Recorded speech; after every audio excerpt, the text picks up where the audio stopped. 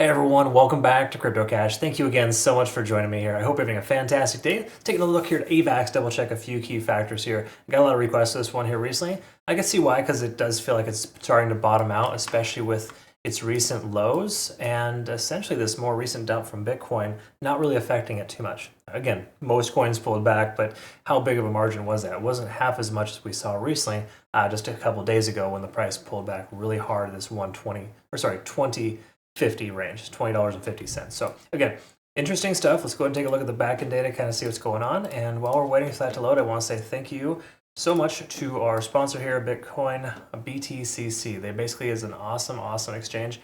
Recently partnered with them just to give you more no KYC or VPN exchanges. So links down below for that. Check them out. They got really nice rewards here available for you.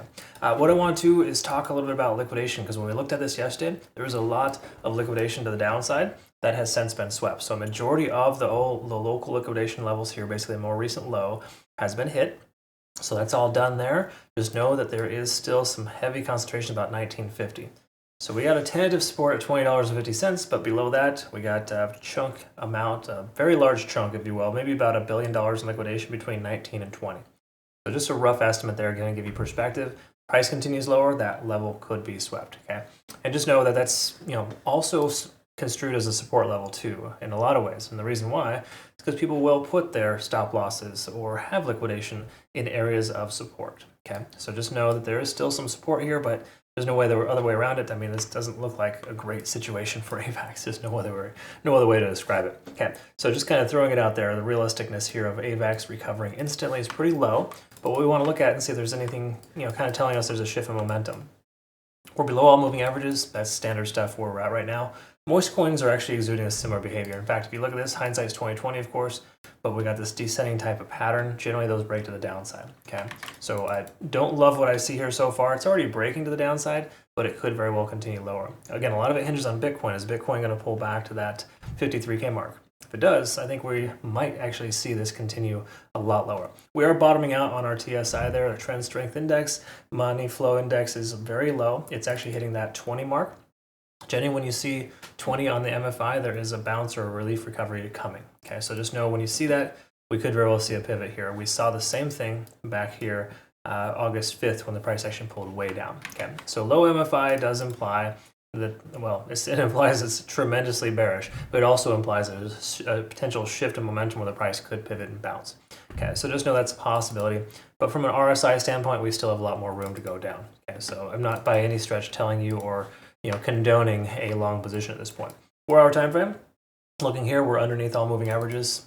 Of course, big surprise. We're going to see that in most charts right now. Same thing as well with RSI, pretty low. We do, however, have a high MFI, which is unique, but a lot of it's just based on the 14-day candles here that we're looking at, or 14 candles total. That's roughly 2.5 trading days. And if you look back 2.5 trading days ago, this candle dropped off here, so it's going to instantly spike the MFI. That's a bit of a false positive. I wouldn't worry about that guy. Down here, TSI is pretty low. We can also see MACD starting to diverge. A lot of reasons why AVAX could continue to run to the downside. I don't feel comfortable or confident taking a short position, honestly, at this point, mainly because I feel like Bitcoin needs some time to bottom out at 54,000. If it doesn't, then we'll know more soon, obviously, if it's worth taking along later. But I tend to lean a little bit more towards longs versus shorts. People are curious why I haven't been shorting the heck out of this downtrend. A lot of it is because of the simple fact that, well, A, you don't know the price is going to continue lower. However, trends typically continue until they don't, right? But the truth about it is that, shorts just are inherently more risky. That's really what the bottom line is. So I try not to get too heavy with shorts, and some people don't really love that. But hey, that's okay. We all have different trading tolerances, right? Different trading tactics as well. So anyways, you look at it, whenever I say not a good trade, I'm generally referring to not a good long trade. So when we take a look here at the hourly time frame, we can recognize that the Ichimoku cloud is confirming that we are below. Lagging spans free and clear, conversion lines below the baseline are right there with it. These are generally unfavorable conditions for long. And it also is slightly confirming a short is okay, but we don't know if Bitcoin's going to dump this bottom yet or not, okay? It's kind of on a run. If it continues to run, then a different story altogether, but the general consensus here is that it's probably not worth taking a long position just yet. But do know that there's a ton of support here. We got a pretty decent amount at this range, and that's a positive. So what I'll do is I'll post our play-out chart here in our Twitter, Telegram, and Discord. That'll be available. It looks a little something like this if you're not familiar.